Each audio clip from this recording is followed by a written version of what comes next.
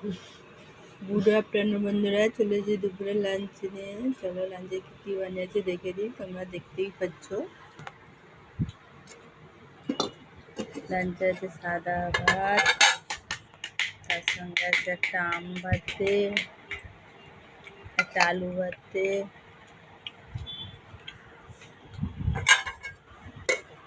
আর এই যে স্যালাড আছে, এই যে শসা, লেবু, পেঁয়াজ দিলে আজকে খাইনি, পেঁয়াজটা আছে কাটি। আর আছে শুক্তো ডাঁটা দিয়ে, বেগুন দিয়ে, মাছের মাথা দিয়ে শুক্তো আছে, ট্যাংরা মাছের তেল দেয়, ডিমওয়ালা ট্যাংরা। কার কার ভালো লাগে কমেন্ট করে জানাও। আর আছে একটু চাটনি ছিল।